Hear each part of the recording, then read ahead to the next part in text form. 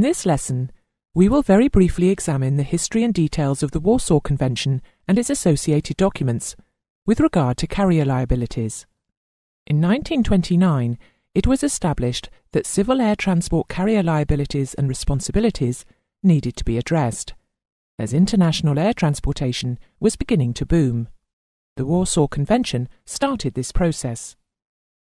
Over the years, the articles of the Convention were improved on by the Hague, Warsaw and Montreal Protocols, which now mean that firm rules on carrier responsibility and liability have been established.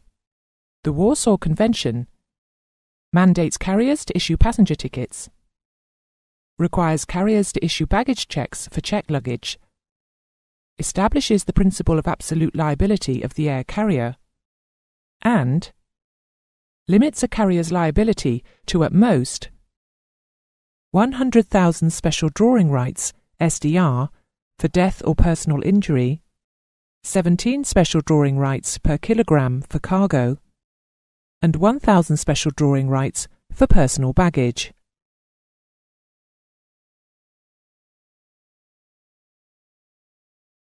The liability values were originally given in Poincaré francs, but this was amended at the Montreal Protocol to substitute the liability into special drawing rights. The value of a special drawing right is similar to a currency, and, much like a currency, its value varies over time. The approximate value of one special drawing right is £1 sterling. For an up-to-date value of the special drawing rights, please see the website of the International Monetary Fund, the IMF.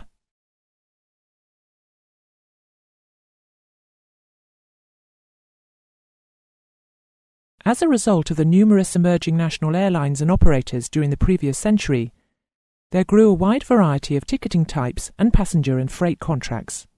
These proved very inefficient and were going against the harmonisation that ICAO had tried to set up.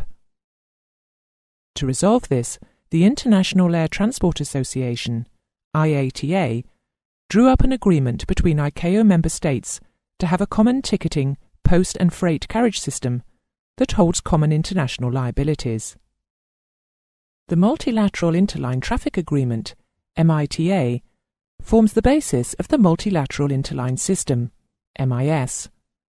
Some 300 operators now accept each other's tickets and airway bills, and thereby their passengers and cargo traffic, on a reciprocal basis. A standard format for tickets and waybills exists, and resolutions govern how they are produced.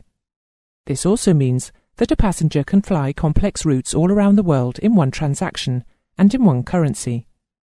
This multilateral system helps save the world airline travel market $3 billion and demonstrates the effectiveness of cooperative practices.